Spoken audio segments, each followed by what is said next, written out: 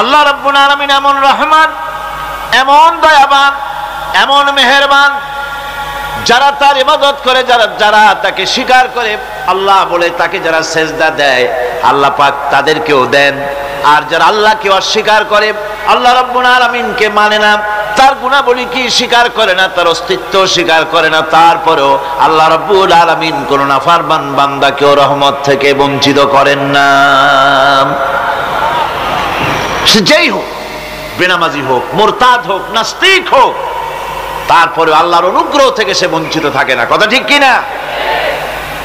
বরং এটাই আমরা দেখি, নামাজি, দিনদার, পরেজগার মানুষ তার বরং কম থাকে, সে বরং কম পায়।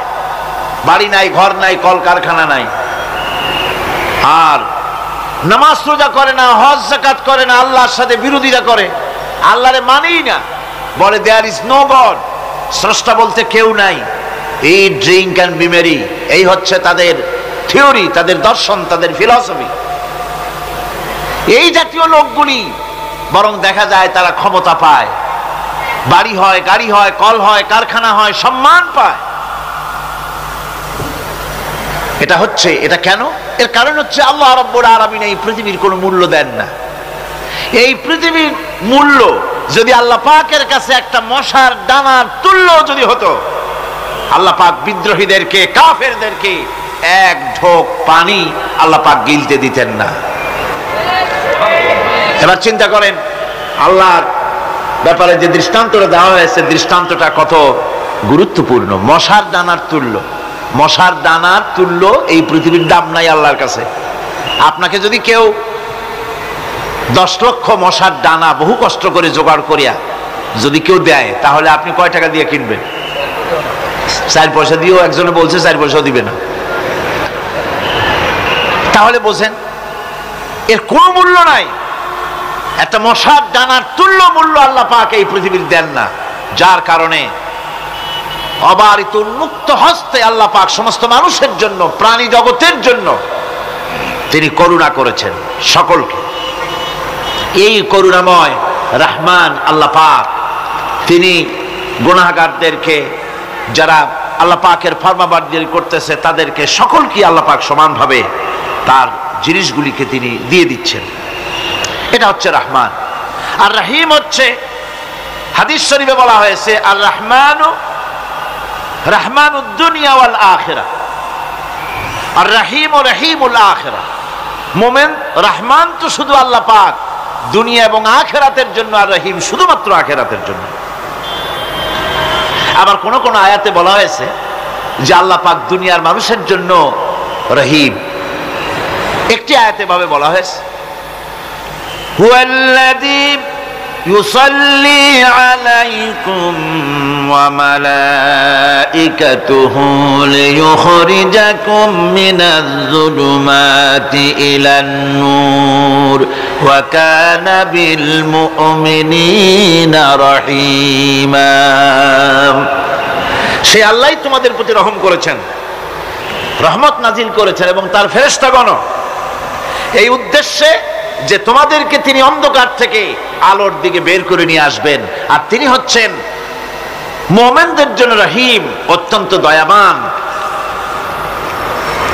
আরবি ভাষায় আর রহমান অন্তর্জগতের এমন একটি নম্র উচ্ছ্বাসিত অবস্থার প্রতি ইঙ্গিত করে,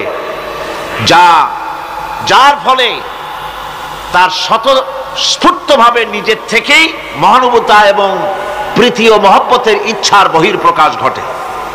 তাই রহমতের মধ্যে আছে স্নেহ, আছে প্রীতি, আছে অনুগ্রহ। আল্লাহ পাকের রহমতটা কি জিনিস? সেটা হচ্ছে রহমতি ওয়াসিআত কুল্লা শাই, আমার রহমত দিয়ে সমস্ত জিনিসকে ঢেকে রাখা হয়েছে। প্রত্যেকটি জিনিসের ভিতরে আল্লাহ পাকের রহমত রয়েছে।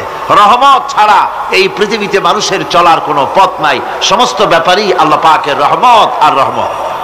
স্বামী স্ত্রীতে যদি মহব্বত না থাকে, বাড়ি জাহান্নাম হয়। কি হয় বোঝেন না? যেই বাড়িতে স্বামী স্ত্রীতে মহব্বত নাই, আপনার বাড়িতে আপনি 1000 কোটি টাকার মালিক হন, গুলশানে আর বনানীতে বাড়ি থাকুক 40টা, কিন্তু স্ত্রীর সাথে মহব্বত নাই, আপনার বাড়ি, আপনার জীবন জাহান্নামের জীবন।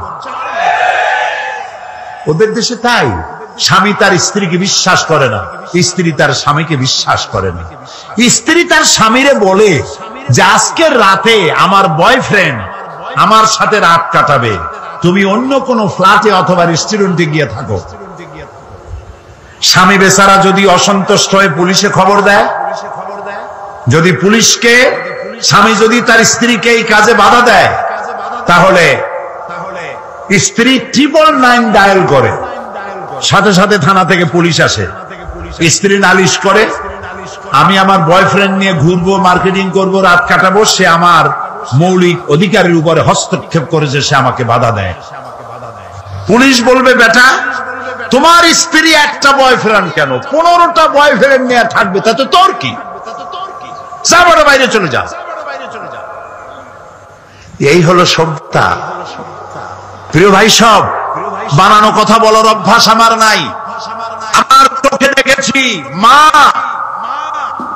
নিজের বাচ্চাকে পুশ চেয়ারে করে রাস্তা দিয়ে ঠেলে নিয়ে যায়, আর কুত্তার বাচ্চা কোলে নিয়ে হাঁটে। এই সন্তান তার মাকে কেন শ্রদ্ধা করবে, কেন ভালোবাসবে? ওই স্বামী তার স্ত্রীর জন্য প্রাণ দিবে কেন?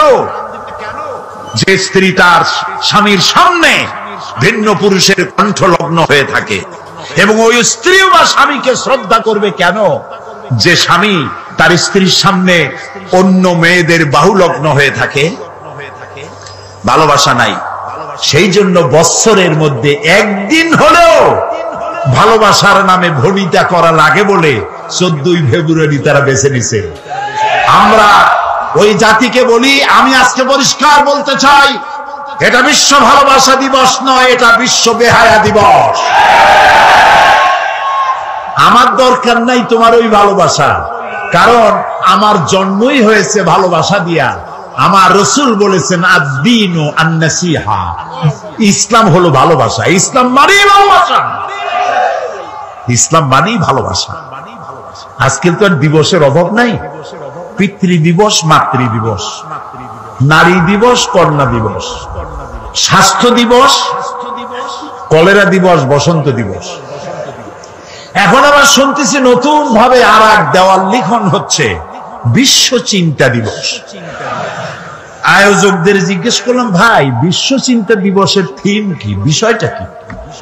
কয় যে আমরা অনেক ভেবেছি যে কি করা যায়, পরে আমরা চিন্তা করলাম বিশ্ব চিন্তা দিবসে আমরা পার্কে, রাস্তায়, আইল্যান্ডে, বিভিন্ন জায়গায় দলবদ্ধ হয়ে বসে চিন্তা করব যে আসলেই আমরা কোনো বিষয় চিন্তা করতেছি কিনা। এগুলো বিশ্ব চিন্তা দিবসের থিম। কপাল পড়েছে জাতি আমাদের ভালোবাসা শিখায়। আমার ওইটার দরকার নাই। আমার বাংলাদেশের মতো, মুসলমানদের মতো যৌথ পরিবার পৃথিবীতে নাই। দাদা নিয়া মা, দাদা মা, নানি নানা, ভাই ভাতিজা, বাপ মা একসাথে খাইয়া না খাইয়া এক বাড়িতে আমরা থাকি। আমাদের এই ঐক্যবদ্ধ ফ্যামিলি কেন? আমরা শান্তিতে আছি কেন? পূজা রোজা একসাথে হয় কেন? এই জ্বালা সহ্য হয় না। আমাদের মতো তোরা জ্বলিস না কেন? এই জন্য সেই জন্য আজ আমাদের ওরা মারবে, কিন্তু আমরা কথা বলতে পারবো না। वो कत्ल भी करते चर्चा नहीं होता, हम आह भी करते बदनाम हो जाता। ও যদি হত্যাও করে তা নিয়ে কোনো সমালোচনা পর্যালোচনা নাই, কারণ সমস্ত মিডিয়া তাদের হাতের মধ্যে। আর আমাকে যখন কলিজায় আঘাত করে, আমি বেদনার্ত হয়ে তীরের আঘাতে জর্জরিত হয়ে যদি আমি আহ বলি, সেটা আমার বদনাম হয়ে যায়। বেটা তুই মুসলমান না করলি কেন? আও করতে পারবি না। যদি বলবে কি করবো, কয় কিও করতে পারবি না। প্রিয় ভাই সব, সুম্মা রাদাদনাহু আসফালা সাফিলিন। দিন আসতেছে, বাদাল উসরি ইউসরা। এই রাত 12 ঘন্টার বেশি থাকবে না। মেঘ আসলে সূর্য ঢেকে যায়। চিরকালের জন্য সূর্য ঢাকা থাকে না, চিরকালের জন্য রাত থাকে না। অমাবস্যা রাতের অন্ধকার কৃষ্ণ ঘন এই রাতের শেষে পূর্ব দিগন্ত আলোকিত হয়ে সূর্য উদ্ভাসিত হয়ে যায়, মেঘে ঢাকা আকাশ, মনে হয় কুয়াশায় আর সূর্য দেখা যাবে না। এরপরে আল্লাহ তাআলা কুয়াশার মেঘের মধ্য থেকে সূর্যের আলো দিয়ে পৃথিবীকে উদ্ভাসিত করে দেন। আজ যে দুরবস্থা হয়েছে মুসলমানদের, এই দুরবস্থা থাকবে না, পরিবর্তন হবেই। ইসলামের সূর্য উদিত হবে হবে হবে ইনশাআল্লাহ।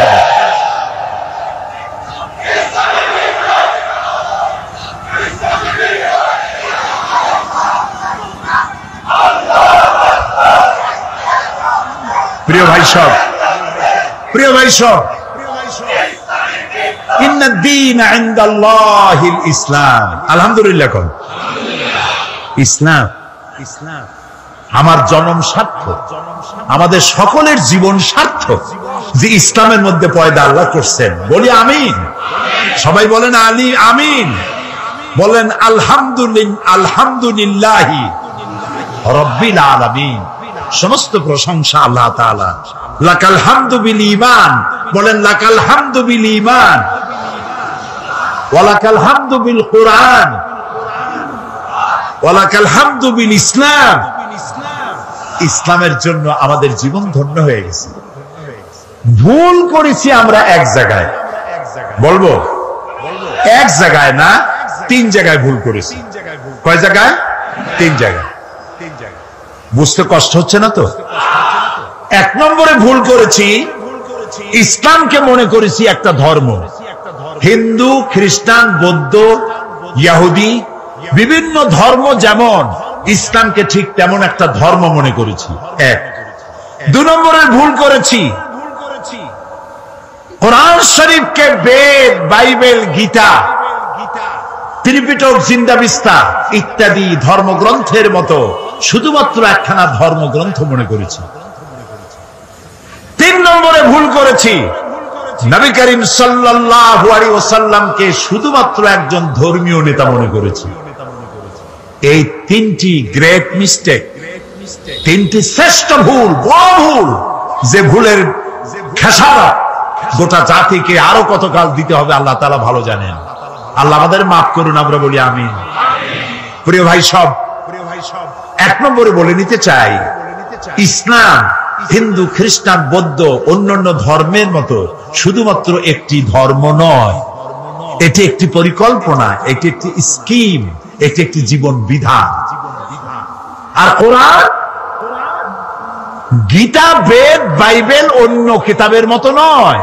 আমি গীতাকে সম্মান করি, আমি রামায়ণকে সম্মান করি, আমি বেদকে সম্মান করি, আমি ইনজিল, ফুরকান, তাওরাত, জাবুর আল্লাহ যা নাজিল করেছেন সেগুলিকেও সম্মান করি। আমরা সমস্ত নবীদেরকে সম্মান করি। লা নুফাররিকু বাইনা আহাদিন মির রুসুলি, কোন নবীর মধ্যে তারতম্য করি না। আমরা ঈসা আলাইহিস সালামকে সম্মান করি, সুবহানাল্লাহ। ঈসা আলাইহিস সালামের মাকে সম্মান করি। কিন্তু তোমরা সম্মান করতে জানলা না। নিজের সম্মান না থাকলে অন্যকে সম্মান করা যায় না। রাসূলুল্লাহর মাথায় বোমার মতো পাগড়ি পরাইয়া আর অর্ধনগ্ন নারী 2 পাশে বসাইয়া আমার নবীকে বেইজ্জত করতে পারো নাই, বিশ্বের 600 কোটি মানুষকে বেইজ্জত করেছো, পৃথিবীর সভ্যতাকে বেইজ্জত করেছো। আমার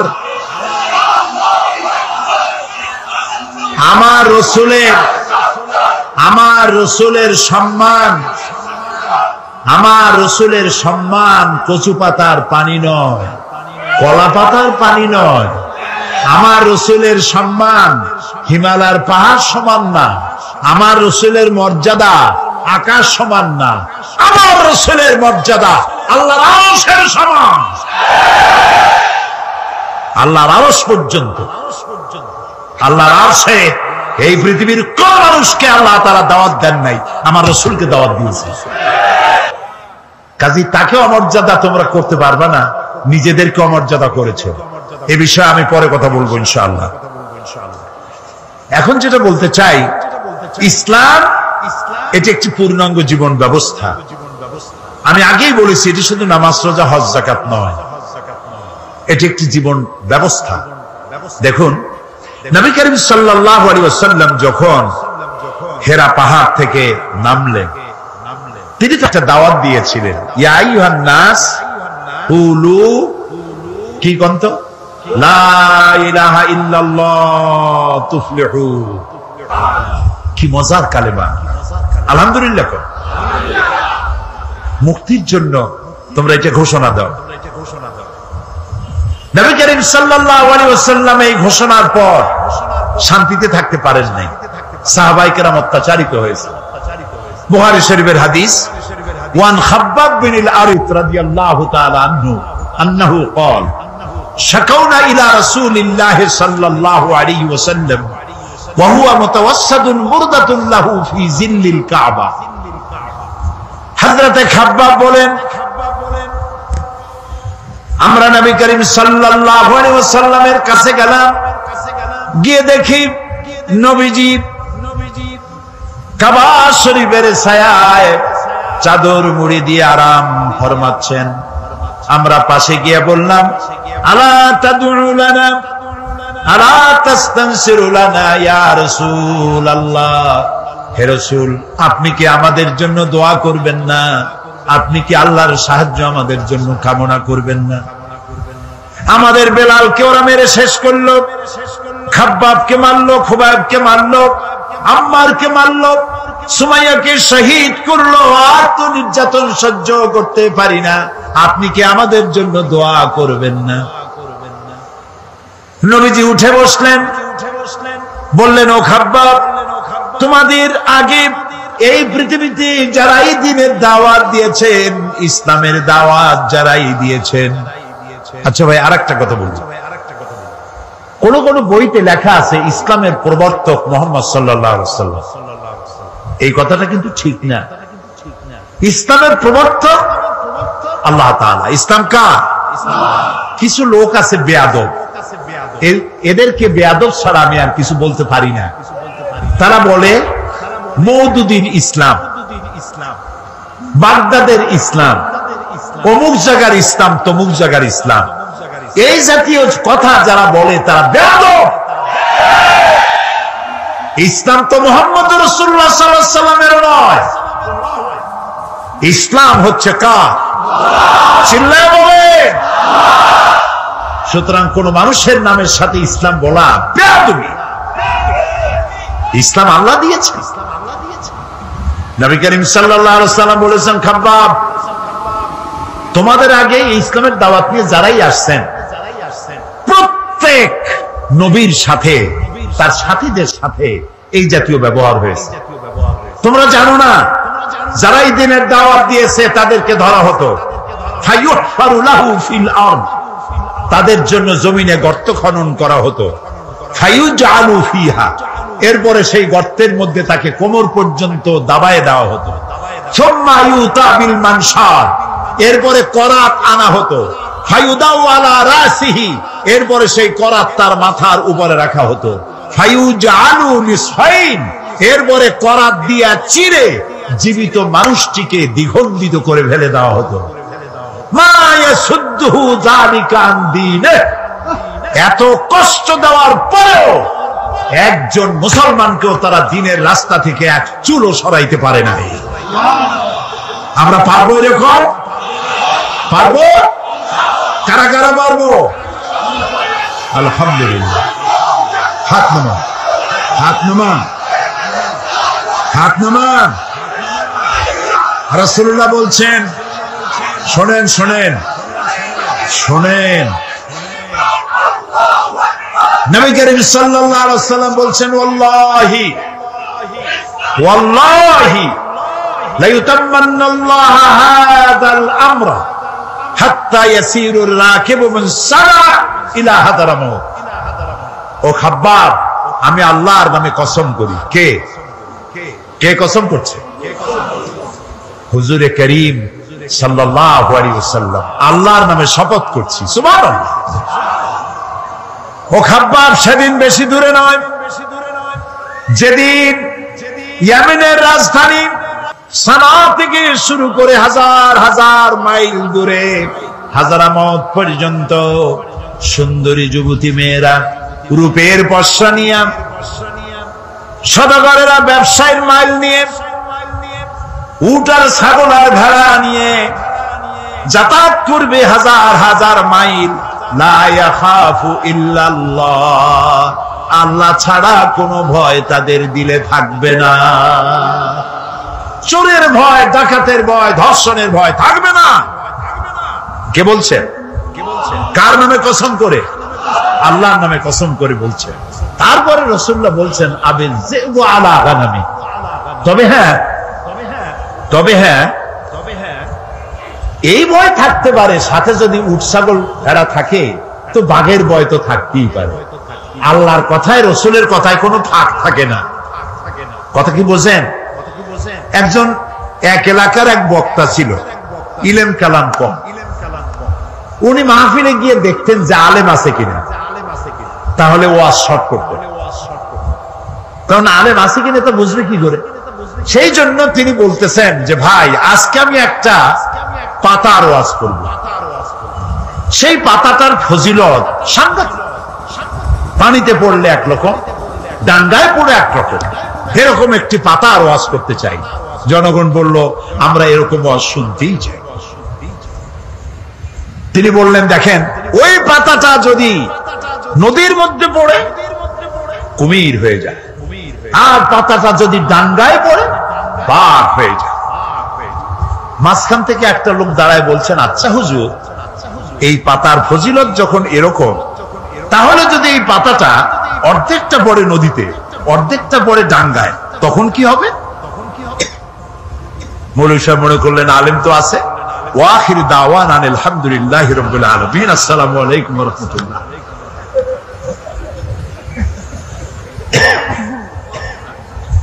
তো কথার মধ্যে ফাঁক থাকে মানুষের, কিন্তু কথার মধ্যে ফাঁক থাকে না আল্লাহর, কথার মধ্যে ফাঁক থাকে না রাসূলের। এখানে আল্লাহ তাআলা, রাসূল বলছেন লা ইয়াখাফু ইল্লাল্লাহ, আল্লাহ ছাড়া কোনো ভয় থাকবে না।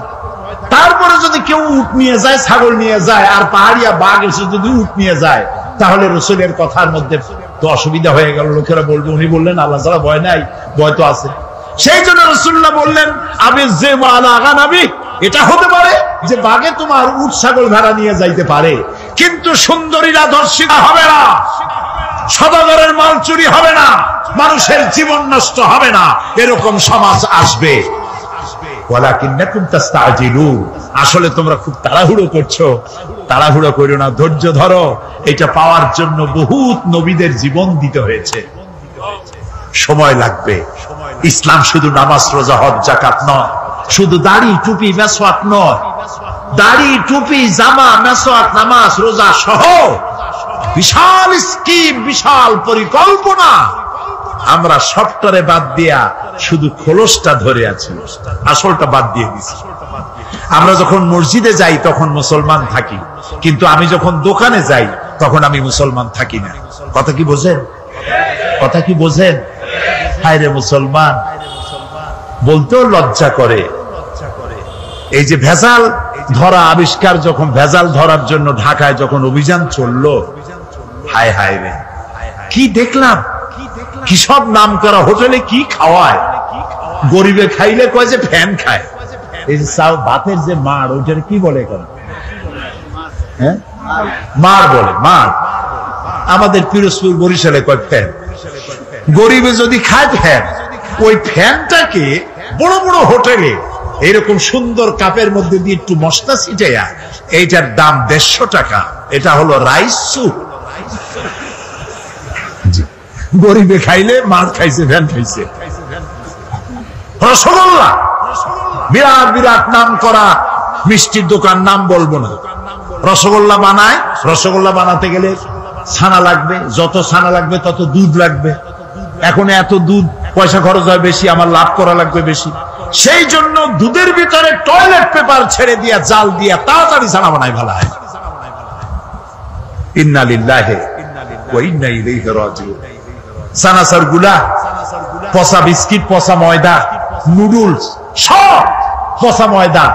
এগুলির মধ্যে ট্রেনের পোড়া মোবিল দিয়া ভাজি করে সুন্দর করে মুখে মজা লাগাইয়া খাওয়াই দিল। বিজ্ঞানীরা, বাংলাদেশের বিজ্ঞানীরা বলেছেন এই সব খাদ্য গর্ভবতী নারীরা যদি খায় বাংলাদেশ মেধাশূন্য হয়ে যাবে। চিন্তাশীল, মেধাশক্তি সম্পন্ন, ব্রেন শক্তি সম্পন্ন, দেশ চালাবার যোগ্যতা সম্পন্ন আলেম, রাজনীতিবিদ, অর্থনীতিবিদ পয়দা হবে না, দেশ শেষ হয়ে যাবে। অথচ রাসূলুল্লাহ বলেছেন যে ব্যক্তি খাদ্যদ্রব্যে ভেজাল দেয় সে আমার উম্মত নয়, সে আমার দলভুক্ত নয়। তা আমি নামাজ পড়ার সময় মুসলমান, দাড়ি রাখার সময় মুসলমান, টুপি মাথায় দেওয়ার সময় মুসলমান, কিন্তু আমি যখন জমিন চাষ করি তখন লাঙ্গলের মাথা খারাপ হয় না গরুর মাথা খারাপ হয় আল্লাহই জানে।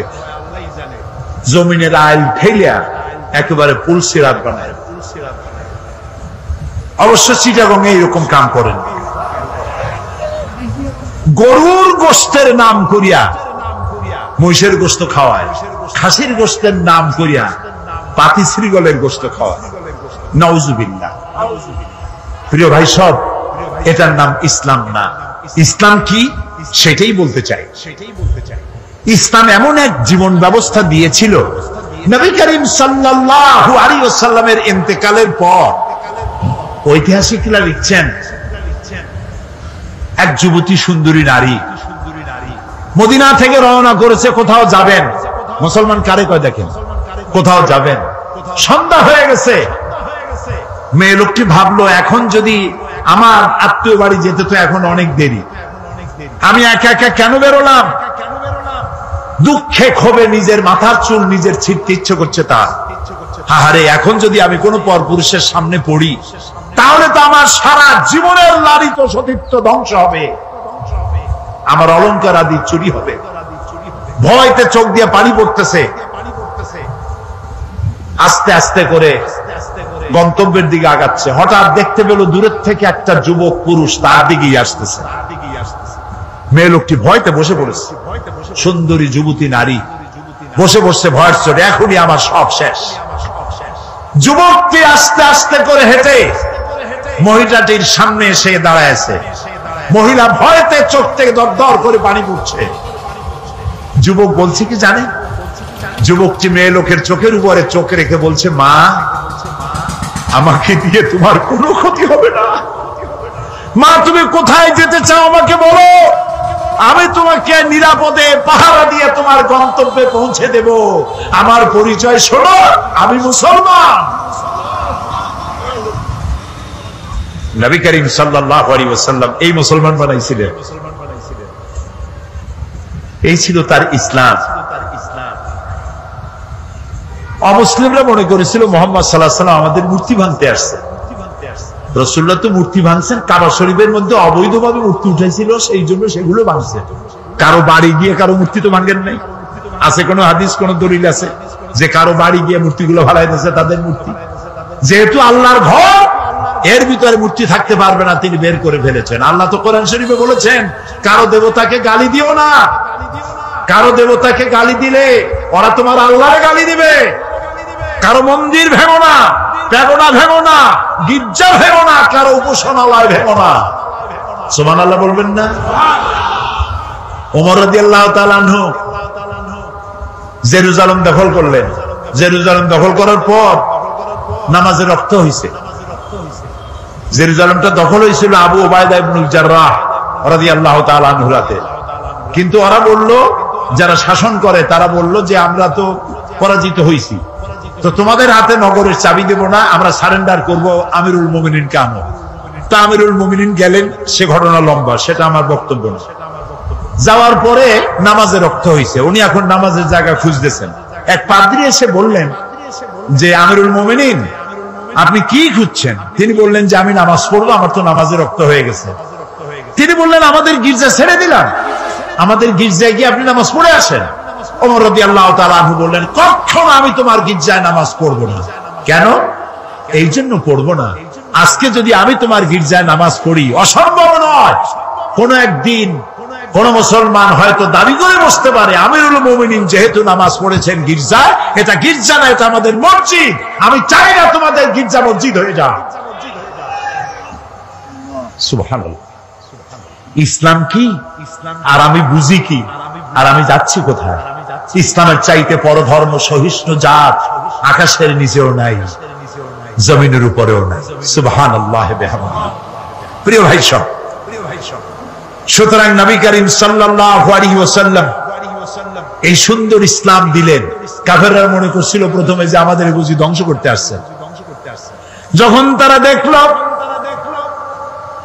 নবীজির শাসনে ইসলাম রাষ্ট্রীয় ফর্মুলায় আসার পর বৃদ্ধরা ভাতা পায়, বয়স্করা ভাতা পায়, বেকারেরা ভাতা পায়, খাবারের অভাব কারো নাই, সকলের ঘরে দুয়ারে দুয়ারে খাবার, নিরাপত্তার প্রশ্নে মানুষ আর দরজা খুলে ঘুমায়, চোরের ভয় নাই, ডাকাতির ভয় নাই।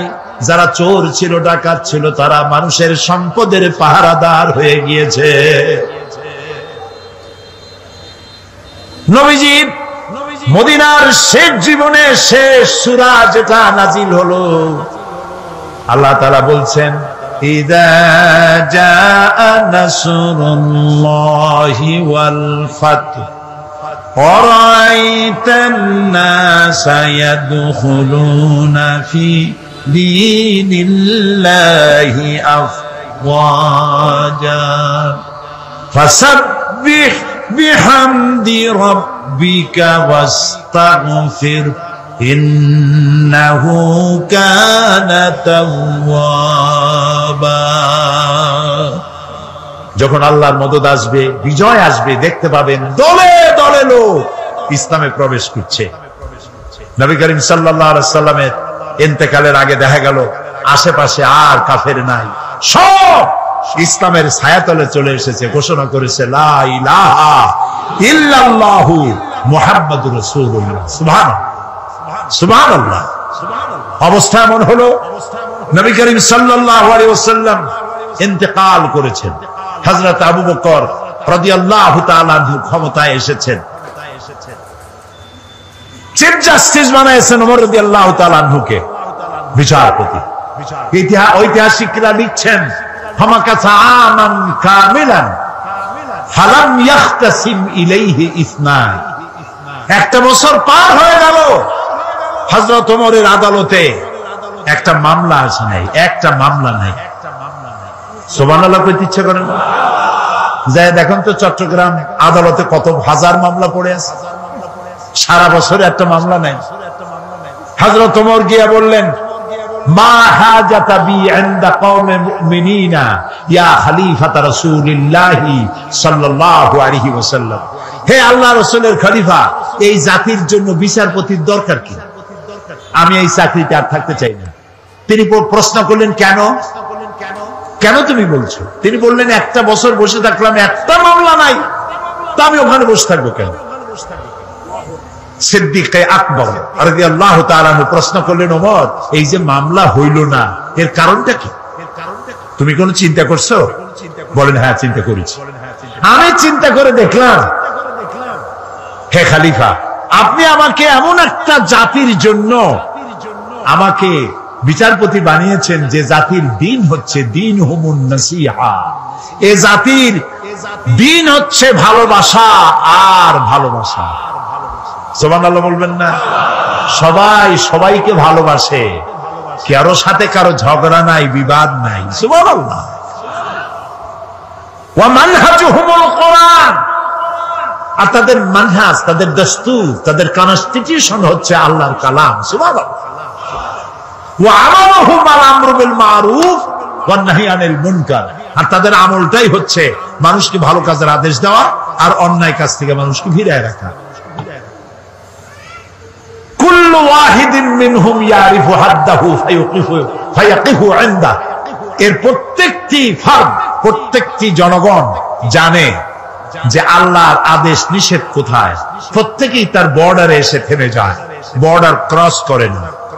ওজনে কম দিও না, খাদ্যে ভেজাল দিও না, মিথ্যা কথা কইও না, নারী ধর্ষণ করো না, জেনা ব্যভিচার করো না, হত্যা করো না, গীবত গাইও না, জমিনের আইল ঠেলো না, মদ খাইও না, জুয়া খেলো না, যা যা এগুলি বর্ডার। তিলকা হুদুদুল্লাহ, এগুলি কি বলুন তো? আল্লাহর বর্ডার। বলেন না এগুলি কি? আল্লাহ তাআলা বলছেন ফালা তাকরাবুহা, এটাকে ক্রস করা তো দূরের কথা, এটার কাছেও যেও না। সুবহানাল্লাহ।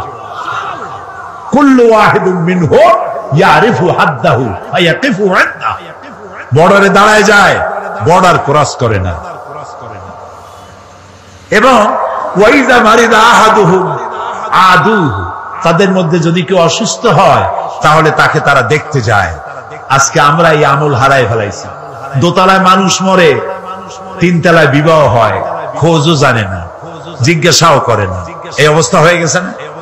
প্রিয় ভাই, সব ইসলামী আদতগুলি আমাদের মধ্যে আসা দরকার, আমাদের মধ্যে ইসলামী আমলগুলি হওয়া দরকার।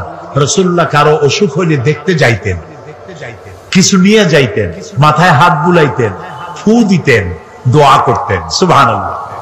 আপনার শত্রু যদি হয়, অসুস্থ হয়েছে, আপনি যদি তাকে দেখতে যান, একটু কমলা নিয়ে যান, একটু বেদানা নিয়ে যান, একটু আঙ্গুর নিয়ে যান।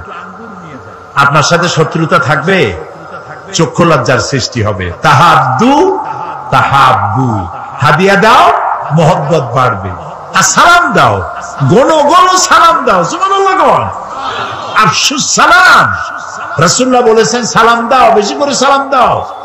সুতরাং নবী করিম সাল্লাল্লাহু আলাইহি ওয়াসাল্লাম যে জীবন ব্যবস্থা এনেছিলেন, সেই ব্যবস্থা ছিল এরকম, যেখানে ঝগড়াঝাটি ছিল না, মারামারি ছিল না। এই হলো ইসলাম। সেই ইসলাম এই পৃথিবীতে যাতে আর উঁচু না হতে পারে, এই পৃথিবীটাকে ধ্বংস করার জন্য যত মতবাদ তৈরি হয়েছিল সব শেষ, পুঁজিবাদ শেষ, কমিউনিজম শেষ। মানুষের গন্তব্য ছিল ইসলামের দিকে। কোন দিকে গন্তব্য? ইসলামের দিকে। সেই ইসলাম যেন আগাতে না পারে, সেই জন্য মুসলমানদের নাম দিতে হবে সন্ত্রাসী। কি নাম দিতে হবে? সন্ত্রাসী। শুরু হয়ে গেল সন্ত্রাস, পৃথিবী জুড়ে সন্ত্রাস শুরু হয়ে গেল। বর্তমান পৃথিবীতে সন্ত্রাস নাই এমন কোন দেশ আছে বলে আমার জানা নাই। সারা দুনিয়া জুড়ে সন্ত্রাস। এই মাহফিল হওয়ার কথা ছিল কবে বলেন? ডিসেম্বর মাসে বোমা খইয়ের মতো ফুটতে লাগলো চতুর্দিকে। কেন ফুটাইলো? তারা বলতে চায় তারা আল্লাহর আইন প্রতিষ্ঠা করবে। কার আইন? আল্লাহর আইন প্রতিষ্ঠা করবে।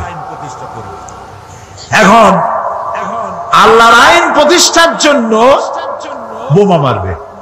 শুরু হয়ে গেল বোমা। একসাথে বাংলাদেশের কতগুলি 63টা জেলায় বোমা শুরু হলো। আমরা এগুলার নামও শুনি নাই জীবনে। নাম হলো জামাতুল মুজাহিদিন, হরকতুল জিহাদ, তারপরে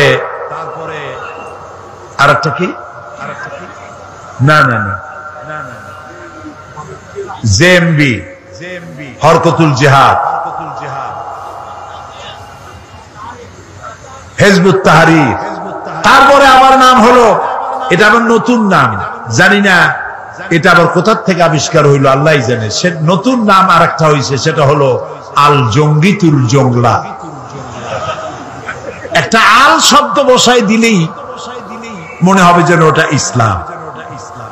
এখন তারা ইসলাম প্রতিষ্ঠা করবে বোমা মারিয়া। এটা কি জন্যে? আল্লাহর আইন। আমাদের স্লোগান ছিল আল্লাহর আইন চাই, আর কি চাই বলেন না সবাই? আল্লাহর আইন চাই। আর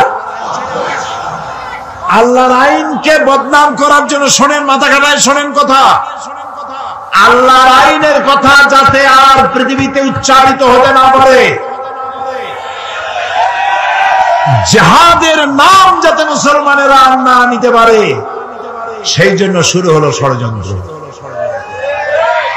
পৃথিবীর মুসলমানেরা জিহাদের নাম মোছা যাবে না, জিহাদ চলবে কিয়ামত পর্যন্ত।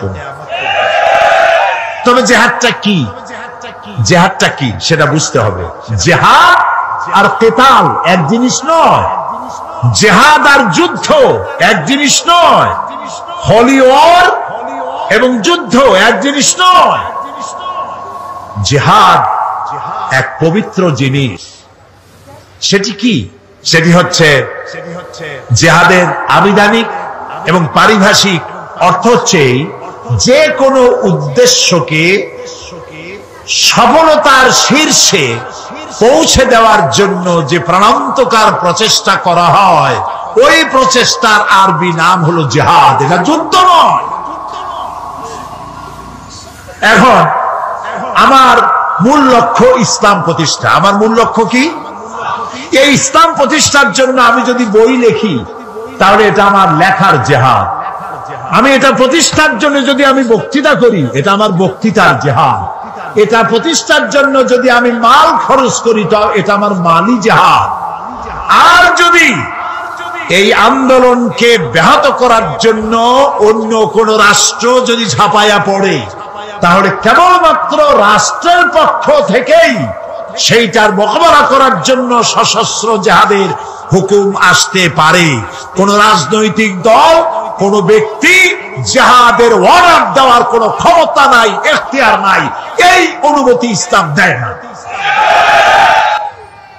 কারো বাবার হিম্মত নাই অন্ধকারের ভিতরে দল বানাইয়া বোমামের ইসলাম কায়েম করবা। এটা ইসলাম নয়, এটা শয়তানি।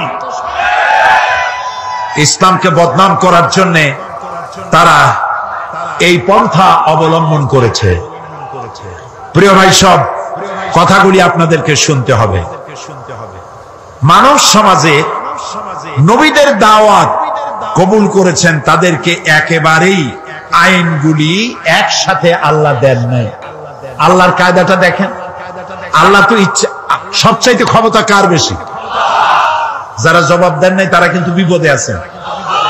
কারণ হলো কোন কোন প্রশ্ন আছে জবাব দিতে হয় পুরুষের মতো ঠাস ঠাস করে জবাব দিতে হয়। ইমানের প্রশ্ন সব থেকে বেশি ক্ষমতা কার? ইনফিনিট পাওয়ার, সীমাহীন শক্তির মালিক কে?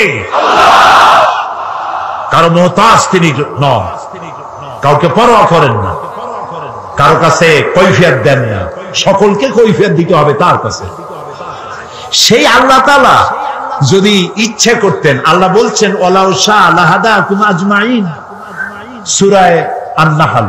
আল্লাহ তাআলা বলছেন আমি ইচ্ছে করলে সবাইকে হেদায়েত করে দিতে পারতাম। তা আল্লাহ তো আগেই বলেছেন আমি এটা করব না, যেহেতু আমি তোমার জ্ঞান দিচ্ছি, এটা আমি করব না। আইন আস্তে আস্তে দেব। নবী করিম সাল্লাল্লাহু আলাইহি ওয়াসাল্লাম নবুয়ত পেলেন, নামাজ কি ওই সাথে হয়েছে? ওই সাথে হয়েছে। অনেক বছর পর নামাজ আসছে, তার অনেক বছর পর রোজা, তার অনেক বছর পর হজ, তার অনেক পরে যাকাত। ইমপ্লিমেন্টেশন, ইসলামের আইনের প্রয়োগ ধীরে ধীরে, গ্রাজুয়ালি, একসাথে নয়। আল্লাহ প্রথমে মানুষের জেহেন, মেন্টালিটি তৈরি করেছেন, মোটিভেটেড করেছেন, মোটিভেশন করেছেন, তারপরে আইন দিয়েছেন একটু একটু করে। একটা দৃষ্টান্ত দেই, দেব একটা দৃষ্টান্ত দেই। সত্য মুসলমান, সব ব্যাপারে আইন আসছে, কিন্তু মত সম্পর্কিত আইন তখনও আসে নাই। ইসলাম কবুলকারী মুসলমানেরা কেউ কেউ তখনও শরাবের ব্যাপারে কোন আইন আসে নাই বলে শরাব পান করতেন। প্রশ্ন উঠল, হে রাসূল, এই যে মদ টদ খাইয়া মাতলামি করে টরে, এসব ব্যাপারে তো কোনো আইন টাইন আসলো না, এটা বিষয়টা কি? তো রাসূলুল্লাহ কথা বলতেন না যতক্ষণ জিবরাইল না বলেন, জিবরাইল যতক্ষণ বলতেন না যতক্ষণ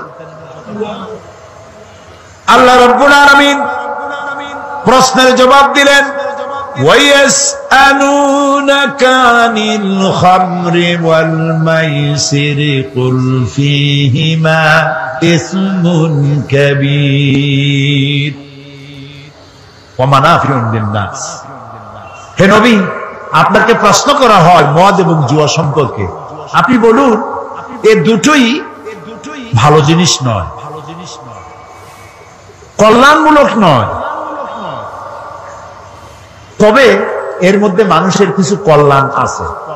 মদের মধ্যে, জুয়ার মধ্যে মানুষের কিছু কল্যাণ আছে। 10 টাকা দিয়ে লটারিতে টিকিট কিনছে, যদি লাগিয়ে যায়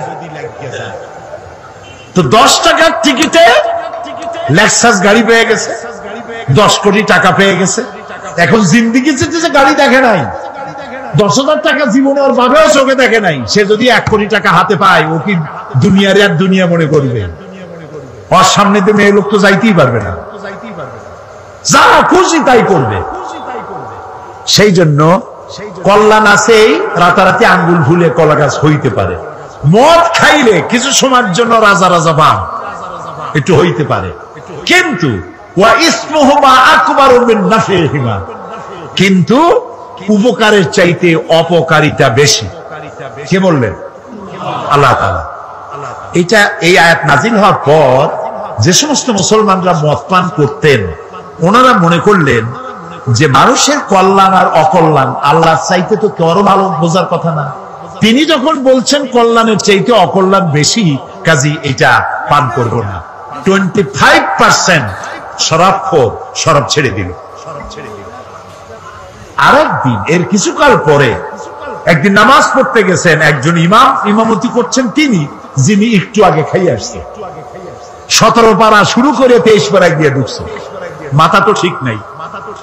রাসূলের কাছে প্রশ্ন করলো যে এই তো নামাজ পড়লো ইয়া খাইয়া, এখন তো নামাজের মধ্যে প্যাঁচ লাগাই ফেলাইছে, এখন কি হবে? আল্লাহ তাআলা বলে দিলেন, লা তাকরাবুস সালাত ওয়া আনতুম সুকারা হাত্তা তাআলামুনা মা তাকুলুন। যত তোমরা ওই অবস্থায় নামাজ পড়া তো দূরের কথা, নামাজের কাছেও যেও না যতক্ষণ তোমরা না বুঝো যে তোমরা কি বলছো। মাথার থেকে মদের ক্রিয়া না যাওয়া পর্যন্ত নামাজ পড়া তো দূরের কথা, কাছেও যেও না। বুদ্ধিমান মুসলমানেরা মনে করলেন এত খারাপ এটা খাইয়ে নামাজ পড়া তো দূরের কথা, কাছেও যাওয়া উচিত না, দেখতে এটা খাবো। আরো 25 ভাগ ছেড়ে দিল। তাও আমরা সুবহানাল্লাহ করবো না। এখন কত হইলো? রেশিও কত? 50-50। অর্ধেকে খায়, অর্ধেকে খায় না। আল্লাহর আইনের প্রতি আনুগত্যের রেশিও যখন এই পর্যায়ে আসছে, তখন চূড়ান্ত আয়াত নাজিল হয়ে গেল, ইন্নামাল খামরু ওয়াল মাইসিরু ওয়াল আনসাবু ওয়াল আজলামু রিজসুম মিন আমালিশ শাইতানি ফাজতানিবুহু। মদ, জুয়া, মূর্তি, পাশা এগুলি সব নিষিদ্ধ ঘোষণা করা হলো। এগুলি সব শয়তান কর্তৃক উদ্ভাবিত নোংরা কাজ। তোমরা ফাজতানিবুহু এগুলি পরিত্যাগ করো। শয়তান চায় এই কাজগুলির মাধ্যমে তোমাদেরকে আল্লাহর জিকির এবং স্মরণ থেকে বিরত রাখতে। ফাহাল আনতুম মুনতাহুন, তোমরা কি এগুলি জানার পরেও বিরত থাকবে না? তখন তো মাইক নাই, রেডিও নাই, টেলিভিশনও নাই, মোবাইলও নাই। রাসূলুল্লাহ বললেন, এই আয়াতগুলি রাস্তায় রাস্তায় তেলাওয়াত করো, যাও। কয়েকজন সাহাবী নামায় দিল। সাহাবীরা রাস্তায় রাস্তায় আয়াত চিল্লায় পড়তেছেন। শরাব খানার ভিতরে যেসব মুসলমান শরাব খাচ্ছিলেন, কোরআনের আয়াত শুনতে পেলেন, হাতে গ্লাস ছিল মদের, ছুঁড়ে ফেলে দিলেন। মুখে নিয়েছিলেন, কুলি করলেন। যিনি গিলেছিলেন, গলায় আঙ্গুল দিয়ে বমি করে ফেলে দিলেন। মদের দোকানদার লাঠি মেরে তার মদের পাত্র ভেঙে চুরমার করে দিল। এর নাম মুসলমান, এর নাম ইসলাম, এর নাম ইসলাম। ঠাইসা দুনিয়া লা ইকরাহা ফিদ্দীন, দ্বীনের মধ্যে কোনো বাড়াবাড়ি নাই। আমাদের ধর্মনিরপেক্ষ ভাইরা ওনারা লা ইকরাহা ফিদ্দীন নিছেন ওনাদের ধর্মনিরপেক্ষের দলিল হিসাবে। না বুঝলে যা হয়। একজন মুরব্বী ওই দলের, নাম নেব না, বুঝে নিয়েন, বেঁচে নাই তিনি, মুখে দাড়ি জাড়ি ছিল। আমি একদম বললাম, বড় ভাই এই ধর্মনিরপেক্ষ না থাকলে কি হয়? এইটারে বাদ দিলে আমরা তো কাছাকাছি হইতে পারি। আপনি আমার পাকা ধানে মই দেন নাই, আমিও আপনার হালের গরু পিটায় মারি নেই।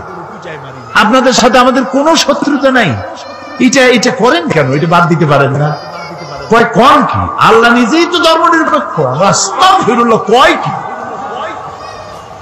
আল্লাহর চাইতে ধর্মের পক্ষে কেউ আছে? এই তো কেবল আমি তো শুরুই করছি, ইসলাম। আল্লাহ তো বলছেন আমার কাছে পছন্দ কেবলমাত্র ইসলাম। ধরে কোন কি? আমার কাছে পছন্দনীয় কেবলমাত্র ইসলাম। আল্লাহ তো সব থেকে ধর্মের পক্ষে, আর আপনি কোন কি?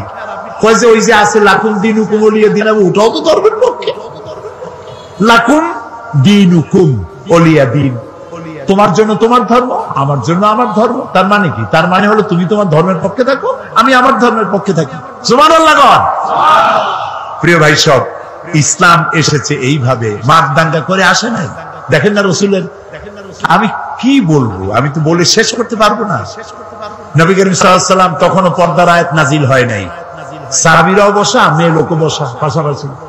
এক যুবক মহিলা, এক যুবক পুরুষ, একটা সুন্দরী যুবতী, চেহারা ভালো লাগছে, তার দিকে এরকম তাকায় আছে। রাসূলুল্লাহ কিচ্ছু বললেন না, শুধু হাত দিয়ে মাথাটা ধরিয়া যুবকের আরেক দিকে ঘুরাই দিলেন, মুখ দিয়া কিচ্ছু বললেন না। যুবক মেসেজ পাইয়া গেছে না, এটার নাম ইসলাম। মারামারি নয়, কলজায় কষ্ট দেওয়া নয়, বোমা মারা নয়, ঠ্যাঙ্গা মারা নয়। আল্লাহ তাআলা বলছেন ফাবিমা রাহমাতিন মিনাল্লাহি লিনতা লাহুম ওয়ালাউ কুনতা ফাজ্জাল গালিযাল কলব লাম ফাদ্দু মিন হাওলিক। হে রাসূল, আপনার প্রতি আল্লাহর দয়া হলো এই, আপনার কলজাটারে আল্লাহ একদম নরম বানাই দিয়েছে। যেই কাছে আসে সিমেন্টের মতো লাগিয়ে যায়। যদি আপনার মেজাজ খারাপ হইতো, কলজাটা যদি শক্ত হইতো, কেউ কাছে আসতো না, সব দূরে সরে যেত। ইসলাম আসছে ভালোবাসা দিয়ে, সুবহানাল্লাহ।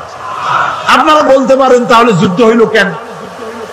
বদর, উহুদ, হুনাইন, ইয়ারমুক, তাবুক, খন্দক হইল কেন? প্রত্যেকটি যুদ্ধ ছিল ডিফেন্সিভ, আত্মরক্ষামূলক। রাসূলুল্লাহ নিজে যুদ্ধ শুরু করেছে, এরকম একটি যুদ্ধের প্রমাণ কেউ দেখাতে পারবেন না। রাতের বেলায় কোন সাহাবীদের পাঠায় দেন নাই, এই গোত্রের লোকের আমার উপর ঈমান আনে না, আমার জ্বালাইছে, যাও আগুন জ্বালাইয়া পোড়ায় দাও। আছে এমন? সব থেকে রাসূলকে কে জ্বালাইছে বেশি? আব্দুল্লাহ বিন উবাই। এই আব্দুল্লাহ বিন উবাই রাসূলুল্লাহকে এত জ্বালাইলো, মরার সময় ছেলে পাঠাই দিল, রাসূলুল্লাহকে বলো আমার এই জন্য, আমি যা করছি আমার তো দোজখ ছাড়া উপায় নেই। তো রাসূলুল্লাহর একটা জামা যদি আমারে দিতেন, আর তিনি যদি আমার জানাজাটা পড়তেন। নবী করিম সাল্লাল্লাহু আলাইহি ওয়াসাল্লাম জামা দিয়ে দিলেন, জানাজা পড়তে রওনা হইছেন। হযরত ওমর রাদিয়াল্লাহু তাআলা আনহু বলছেন, ইয়া রাসূলুল্লাহ, ওর জানাজা পড়বেন আপনি? এত কষ্ট দিল আপনাকে, ইসলামকে এত জ্বালাইলো, তার জানাজা পড়বেন আপনি? আল্লাহ তাআলা আয়াত নাযিল করলেন, এদেরকে আমি ক্ষমা করব না। রাসূলুল্লাহ বললেন আমি 70 বার মাফ চাইবো। আল্লাহ বললেন 100 বারও যদি ক্ষমা চাওয়া হয় মাফ করা হবে না। আপনি যদি ক্ষমা চান অথবা ক্ষমা নাই চান, আমি তাকে ক্ষমা তো করবই না, আর কোনদিন এদের কবরের কাছে আপনি দাঁড়াবেন না। প্রিয় ভাই সব, মারদাঙ্গা করে ইসলাম আসে নাই। ইসলাম এসেছে পরিপূর্ণ মহব্বতের মধ্য দিয়ে, ভালোবাসার মধ্য দিয়ে ইসলাম পৃথিবীতে এসেছে। সুতরাং যারা বোমা মারতেছে ওরা ইসলাম বোঝে নাই। ইসলাম মানেই তো শান্তি। ইসলাম মানে কি গন্ত? শান্তি। আসলাম তু, সারেন্ডার করলাম। আল্লাহ বললেন ইব্রাহিম আলাইহিস সালাম রে, আসলিম, সারেন্ডার করো। ইব্রাহিম আলাইহিস সালাম বললেন কি? আসলাম তু। আল্লাহ তাআলা বলেন ইব্রাহিম আসলিম। ইব্রাহিম আলাইহিস সালাম বললেন আসলামতু লিরাব্বিল আলামিন। সারেন্ডার হয়ে গেলাম, আত্মসমর্পিত হয়ে গেলাম। ইসলাম মানে শান্তি। আর আত্মসমর্পণ করে যারা, তারা হলো মুসলমান। আর আল্লাহর 99টি নামের মধ্যে একটি নাম হলো সালাম। সালাম মানে শান্তি। আমাদের সাথে একজনের আরেকজন যখন দেখা হয় আমরা কি বলি? আসসালামু আলাইকুম। আর আপনি কি করবেন শুনলে? ওয়ালাইকুম আসসালাম। ভুলবেন না, কিন্তু ভুলবেন না। সালাম দিবেন গণ গণ। যার সাথে যার দেখা হয় আসসালামু আলাইকুম, একটু পরে আবার দেখা হইলো আসসালামু আলাইকুম। বাড়ি যায় বউরে দেবেন সালাম। বাড়ি যায় বউরে কি দিবেন? এই সালাম কিন্তু অনেকে দেয় না, মনে করে বউরে দেব সালাম তাহলে আমার ইজ্জত থাকবে। রাসূলুল্লাহ দিতে ঘরের মধ্যে গিয়ে আপনি বলছেন আসসালামু আলাইকুম, তার অর্থ কি আপনি আপনার ঘরের মধ্যে আল্লাহর রহমত দিয়ে প্রবেশ করতেছেন। তবে আজকে স্ত্রী না বুঝে ফট করে সালাম দিয়েন না। হয়তো স্ত্রী ভয় পেয়ে যাবে যে কোনোদিন সালাম দেয় না, আজ যখন সালাম দিয়েছে খবর আছে। এই জন্য বুঝাই নিবে সালাম দেওয়া সুন্নত। সালাম দেওয়া কি সুন্নত। তাহলে আমরা পরস্পর দেখা হইলে সালাম দেই। নামাজ পড়ে শেষে কি বলি? আসসালামু আলাইকুম ওয়া রাহমাতুল্লাহ। জীবনের শেষ নামাজ কোনটা? জানাজা। সেই জানাজায় আমরা কি বলি? শেষে গিয়ে আসসালামু আলাইকুম ওয়া রাহমাতুল্লাহ। তারপরে মৃত্যুর পরবর্তী জীবনে যেখানে যাব, শেষ গন্তব্য যেটা আশা করি, সেটাও দারুস সালাম, ওয়াদখিলনাল জান্নাতা দারাকা দারুস সালাম। তো ইসলামের সব জায়গায় শান্তি। এই শান্তিপূর্ণ ইসলামে যারা বোমা মারে তারা ইসলামের শক্তি নয়, তারা ইসলামের দুশমন। আল্লাহ তাআলা বলেছেন ওয়ালা তাসতাউ ফিল আরদি মুফসিদিন, তোমরা জমিনের উপরে সন্ত্রাসীদের কাতারভুক্ত হয়ো না। ওয়ালা তুফসিদু ফিল আরদি বাদা ইসলাহিহা, শান্তি প্রতিষ্ঠার পরে বিপর্যয় সৃষ্টি করো না, সন্ত্রাসী তৎপরতা চালাইও না। কোরআনে কারীমে আল্লাহ পাক বলছেন লাকাদ খালাকনাল ইনসানা ফি আহসানি তাকওয়িম, সব থেকে সুন্দর করে বানিয়েছি কারে? মানুষ। চিল্লা এখন কারে? মানুষ হলো সবচাইতে সুন্দর, সবচাইতে সুন্দর সৃষ্টি আমার। ওগুলা এই মানুষগুলি হচ্ছে আশরাফুল মখলুকাত। মানুষ কি মখলুকাত? সৃষ্টির সেরা। আপনারা সৃষ্টির সেরা হইলেন কি দিয়া? আপনারা কি বাঘের মতো দৌড়াতে পারেন? বল্লার মতো হুল ফুটাইতে পারেন? কুত্তার মতো কামড়াইতে পারেন? হাতির মতো শক্তি আছে? গরিলার মতো শক্তি আছে? মাছের মতো সাঁতরাইতে পারেন? সাপের মতো ক্রুদ্ধতা আছে? সিংহের মতো হিংস্রতা আছে? তো কিসের কোন দিক থেকে আপনি আশরাফুল মখলুকাত হলেন?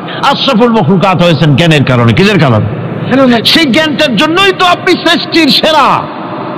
এই সৃষ্টির সেরা মানুষ, সুন্দর মানুষ, এই মানুষগুলি ثم رددناه في أسفل سافلين ثم رددناه أسفل سافلين।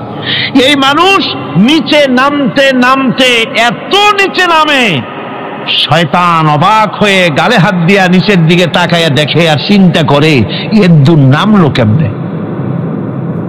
শয়তান অবাক হয়ে যায় মানুষের অবস্থা দেখে।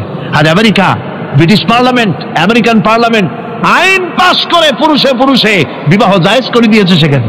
নাউযুবিল্লাহি মিন যালিক। শয়তানের চাইতে অনেক কিছু। শয়তানও এইসব কাম জানেও না, বোঝেও না। শয়তান তো ভালো, কুত্তাও জানে না, ঠিক কিনা কর? কুকুরেও সমকামিতা করে না, শুয়ারেও করে না, গাধায়ও করে না। মানুষ কোথায় নামছে? এই মানুষ সৃষ্টির সেরা বানিয়েছিলাম, শয়তানের চাইতে নিকৃষ্ট হয়ে গেল। আল্লাহ পাক বলেন ইল্লাল্লাযীনা আমানু ওয়া আমিলুস সালিহাতি ফালাহুম আজরুন গায়রু মামনুন। কিন্তু যারা ঈমান এনেছে, আমলে সালেহ করেছে, তাদের জন্য রয়েছে অফুরন্ত পুরস্কার। এই অফুরন্ত পুরস্কার আল্লাহ রাব্বুল আলামিন দান করবেন যারা নাকি মুমিন বান্দা, যারা নাকি ইবাদত করবে তাদের জন্য। এখন আমি আপনাদেরকে বলতেছিলাম যে ইবাদত গোলামি অর্থে, এর গোলামির পূর্ণ অর্থ সেটা হচ্ছে যে ব্যক্তি, পরিবার, সমাজ ও রাষ্ট্র, জীবনের সকল ক্ষেত্রে গোলামি করতে হবে কার? আল্লাহ পাকের। এই ইবাদত শব্দটাকে কোরআনে কারিমে কয়েকটা অর্থে ব্যবহার করা হয়েছে। সে অর্থগুলি আমাদের জানা দরকার। যেমন ইবাদত এবং দাসত্ব অর্থে আল্লাহ পাক বলছেন ثم أرسلنا موسى وأخاه هارون بآياتنا وسلطان مبين। অতঃপর মুসা এবং তার ভাই হারুনকে আমার নিদর্শন দিয়ে তাদেরকে সুস্পষ্ট রূপে প্রমাণ সহ ফেরাউন এবং তার সভাসদের কাছে আমি পাঠিয়ে দিলাম। তারা যখন তাদের কাছে গিয়ে দ্বীনের দাওয়াত দিল, তখন তারা কি বলল? ফাকালু আনুমিনু লিবাশারাইনি মিসলিনা ওয়া কওমুহুমা লানা আবিদুন। আমি যখন তাদেরকে পাঠালাম, তারা যখন দ্বীনের দাওয়াত দিলেন, ইবাদতের দাওয়াত দিলেন, তখন তারা বলল আমরা কি এমন আমাদেরই মতো দুজন মানুষের আনুগত্য করব? এখানে আবেদুন অর্থাৎ দাসত্ব, আমরা কি তার দাসত্ব করব? এই দাসত্ব একমাত্র আল্লাহরই হতে পারে, আর কারো হতে পারে না। সেজন্য কোরআনে কারীম অন্যত্র বলছে ইয়া আইয়ুহাল্লাযীনা আমানু কুলু طيبات ما رزقناكم واشكروا لله إن كنتم إياه تعبدون হে ইমানদারেরা তোমরা যদি আমার ইবাদত করো তবে আমি তোমাদেরকে যে সব পবিত্র জিনিস দান করেছি তা খাও এবং আল্লাহর শুকর আদায় করো। তো ইবাদত আল্লাহ পাকের করলে আল্লাহ পাক তাদেরকে খেতে দিবেন, পড়তে দিবেন, সবকিছু আল্লাহ পাক করে দিবেন। তো আল্লাহ পাকের ইবাদত করতে হবে, আল্লাহ পাকের উপর ঈমান আনতে হবে, আর তাগুতকে অস্বীকার করতে হবে। অন্য আরেকটি আয়াতে কথাটা এভাবে এসেছে, ফামান ইয়াকফুর বিত্তাগুতি ওয়া ইউমিন বিল্লাহি ফাকাদ ইসতামসাকা বিল উরওয়াতিল উসকা লা ফিসামা লাহা ওয়াল্লাহু সামিউন আলীম। ফামান ইয়াকফুর বিত্তাগুত, যে ব্যক্তি তাগুত অস্বীকার করলো, ওয়া ইউমিন বিল্লাহ, এবং আল্লাহর উপর ঈমান এনেছে, ফাকাদ ইসতামসাকা বিল উরওয়াতিল উসকা, সে এমন এক মহান অবলম্বন ধারণ করলো যে কোনো জিনিসই তাকে বিচ্ছিন্ন করে দিতে পারবে না, এমন এক মহান অবলম্বন ধারণ করেছে। সুতরাং আল্লাহর উপর ঈমান আনতে হবে, তাগুতকে অস্বীকার করতে হবে। ইবাদত জীবনের সকল ক্ষেত্রে করতে হবে কার? আল্লাহ পাক।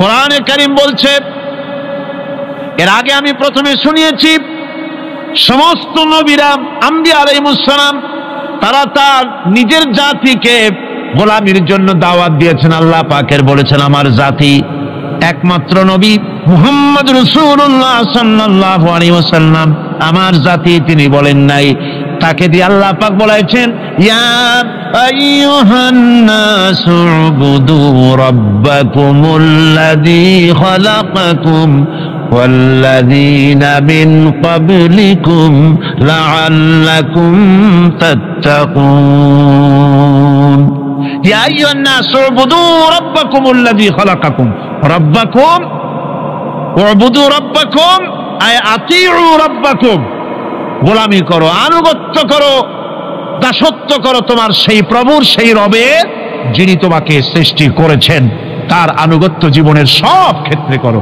এক জায়গায় করলে হবে না, সব জায়গায় করলে হবে।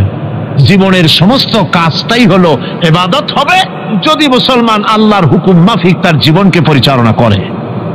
আপনার চোখের চাহনিটাও তো ইবাদত হবে, সুবহানাল্লাহ। এই চোখ দিয়ে গুনাহ কামাই করা যাবে, আবার এই চোখ দিয়ে সব কামাই করা যাবে। যদি কোনো সন্তান তার মা বাবার দিকে ভক্তির নজরে, মোহব্বতের নজরে যদি তাকায়, নবীজি বলেছেন একটা কবুল নফল হজের সওয়াব আমলনামায় লেখা যাবে। সাহাবীরা প্রশ্ন করেছেন, যদি কেউ 100 বার তাকায় তো কি হবে? নবীজি বলেছেন, আল্লাহ রাব্বুল আলামিনের নিয়ামতের ভান্ডার অফুরন্ত নিয়ামতের, সেখানে কোনো অভাব নাই। যদি কোনো বান্দা যদি তার মা বাপের দিকে দৈনিক 100 বার তাকায় তো ওই বান্দার আমলনামায় 100 কবুল নফল হজের সওয়াব লেখা যাবে।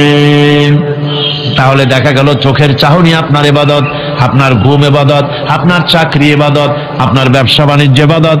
তার মানে হলো আল্লাহর গোলামি, আল্লাহর হুকুম অনুযায়ী কাজ করার নামই হচ্ছে ইবাদত। ইয়াকা নাবুদু ওয়া ইয়াকা নাস্তাইন, পড়েন সবাই, ইয়াকা নাবুদু ওয়া ইয়াকা নাস্তাইন। আল্লাহ তাআলা একমাত্র তোমার গোলামি করি, তোমারই আনুগত্য করি, তুমি ছাড়া কারো গোলামি করি না, তুমি ছাড়া কারো গোলামি করি না। এখন দোকানদার নামাজের মধ্যে পড়লো ইয়াকা নাবুদু, ইয়াকা নাবুদু, নাবুদু শব্দটা হচ্ছে মুজারের সিগায় যায়, এর মধ্যে দুইটা কাল পাওয়া যায়, বর্তমান আর ভবিষ্যৎ, দুটি কাল পাওয়া যায়। নাবুদু এই শব্দ দিয়ে বোঝানো হচ্ছে কি, আল্লাহ পাক এই নামাজের ভিতরে যেমন তোমার হুকুম পালন করে নামাজ আদায় করছি, যেমন নামাজের ভিতরে কিছু খাওয়া যায় না, বাইরে খাওয়া জায়েজ ছিল, নামাজ পড়ছি বলে খানাটা আমার জন্য হারাম হয়ে গেছে। কথা বলা জায়েজ ছিল, নামাজের ভিতরে কথা বলা হারাম করে দিলাম। এদিক ওদিক তাকানো জায়েজ ছিল, নামাজের ভিতরে এদিক ওদিক তাকানো বন্ধ করে দিলাম। তার মানে আমার জন্য চিরস্থায়ী, সব সময়ের জন্য আমার জন্য হালাল করে দেওয়া জিনিসগুলি এই নামাজের ভিতরে অল্প সময়ের জন্য হারাম করে প্রমাণ করে দিলাম মাবুদ গো, এই নামাজের পরে চিরস্থায়ী হারামগুলো এইভাবে আমার জন্য হারাম করে নেব। ইয়াকা নাবুদু, নামাজটা পড়ছি যেভাবে করে, নামাজের বাইরের জীবন চালাবো সেইভাবে করে। সেজদা দিলেই তো সওয়াব হয়, সেজদা দিলে কি হয়? সওয়াব হয়। যদি কেউ 5-6টা সেজদা দিয়ে দেয় এক রাকাতের মধ্যে তো কি হবে? যদি কেউ নামাজ পড়লে তো সওয়াব হয়। ফজরের নামাজ যদি 4 রাকাত পড়ে তো কি হবে? মাগরিবের নামাজ যদি 2 রাকাত পড়ে অথবা 4 রাকাত পড়ে তো কি হবে? ইচ্ছে করে যদি এভাবে করে, ভুল করবে নয়, ইচ্ছে করে যদি করে তাহলে আল্লাহর আইনের সঙ্গে বিরোধিতা করছে বলে সে বিদ্রোহী হিসাবে প্রমাণিত হবে। সুতরাং কথা হচ্ছে নামাজের ভিতরে আয় আল্লাহ পাক ইয়াকা নাবুদু, এই নামাজের ভিতরে তোমার হুকুম মেনে যেভাবে নামাজ আদায় করি, নামাজের বাইরের জীবনটাও তোমার হুকুম মেনে পালন করব। এটাই হচ্ছে ইবাদতের মূল থিম, মূল আইডিয়া, মূল ফিলসফি। নামাজ ইবাদত করতে হবে জীবনের সব ক্ষেত্রে। নামাজের ভিতরে বললাম ইয়াকা নাবুদু, দোকানদার। এ লোকটা কি? দোকানদার। ঘি বিক্রি করবে, ঘি আনছে দোকান। তারপরে নামাজ পড়তে দাঁড়িয়েছে, দোকানের পিছনে ছোট্ট ঘর আছে, নামাজ পড়তে দাঁড়িয়েছে, শুরু করে দিল আল্লাহু আকবার, আলহামদুলিল্লাহি রাব্বিল আলামিন আর রহমানির রহিম মালিকি ইয়াউমিদ্দিন ইয়াকা না'বুদু ওয়া ইয়াকা। তাড়াতাড়ি পড়তে হবে যেহেতু খরিদ্দার আসতেছে। খরিদ্দার 2-4 জন ভিড় জমায়েছে, নামাজ ছেড়ে দিয়েছে। কর্মচারীকে ডাকছে, শোন, ভিতরে আসলো। আমি তো কেবল খাঁটি ঘি নিয়ে আসছি, ওর মধ্যে তো ভেজাল দিই নেই। তাড়াতাড়ি করে ওর মধ্যে যা দিয়ে ভেজাল দিতে হয় ভেজাল দিয়ে ঠিক মতো দিয়া তারপরে বিক্রি করবি। 100 টাকা কিনছি, 250 টাকা করে বিক্রি করবি। আল্লাহ আকবার, রহমানির রহিম মালিক ইয়াউমিদ্দিন ইয়াকা না'বুদু ওয়া ইয়াকা। এটা নামাজ হইল? কর এই নামাজের আল্লাহর কোনো দরকার আছে? কোনো দরকার নেই। ইবাদত তো হবে নামাজ যার হুকুমে, ব্যবসা তার হুকুমে। নামাজে সেজদা দিব যার হুকুমে, রোজা রাখবো তার হুকুমে, নামাজ পড়বো যার হুকুমে, অর্থনীতি চালাবো তার হুকুমে, নামাজ পড়বো যার হুকুমে, আমার দেশের কলকারখানা চলবে, নামাজ পড়বে যার হুকুমে, পার্লামেন্ট চলবে তার হুকুমে, নামাজ পড়বো যার হুকুমে, রাজনীতি চলবে তার হুকুমে। এর উল্টা পাল্টা যদি হয় মুসলমান মানতে পারে তখনই।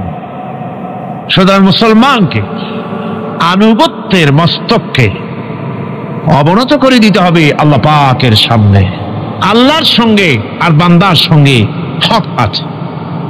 বান্দার উপরে আল্লাহর হক এবং আল্লাহর উপরে বান্দার হক কি, এ ব্যাপারে একটি হাদিস আপনাদেরকে শোনানো যায়। হাদিসটি হচ্ছে ওয়ান মুআজ বিন জাবাল রাদিয়াল্লাহু তাআলা আনহু قال كنت رديف النبي صلى الله عليه وسلم على حمار فقال لي يا معاذ أتدري ما حق الله على العباد وما حق العباد على الله। হযরত মুআজ বিন জাবাল রাদিয়াল্লাহু তাআলা আনহু বলেন যে আমি রাসূল করিম সাল্লাল্লাহু আলাইহি ওয়াসাল্লামের পেছনে তার গাধায় সওয়ার ছিলাম। তিনি আমাকে জিজ্ঞেস করলেন, মুআজ তুমি কি জানো বান্দার উপরে আল্লাহর হক কি এবং আল্লাহর উপরে বান্দার হক কি? তিনি বললেন, আল্লাহু ওয়া রাসূলুহু আ'লামু, আল্লাহ এবং তার রাসূল খুব ভালো করে জানেন। রাসূল করিম সাল্লাল্লাহু আলাইহি ওয়াসাল্লাম জবাব দিলেন, ক্বালা হাক্কুল্লাহি আলাল ইবাদ আন ইয়া'বুদুহু ওয়া লা ইউশরিকু বিহি শাইয়্যা ওয়া হাক্কুল ইবাদি আলাল্লাহ আন লা ইউআযযিবু মান লা ইউশরিক বিহি শাইয়্যা। আল্লাহর নবী বলেন, বান্দার উপরে আল্লাহর উপরে বান্দার হক হতেছে, আল্লাহর উপরে বান্দার হক হতেছে বান্দা আল্লাহ পাকের ইবাদত করবে, আল্লাহর গোলামি করবে, আল্লাহর আনুগত্য করবে, দাসত্ব করবে। সেই আনুগত্য ইবাদত আর গোলামির ভিতরে কাউকে শরীক স্থাপন করবে না।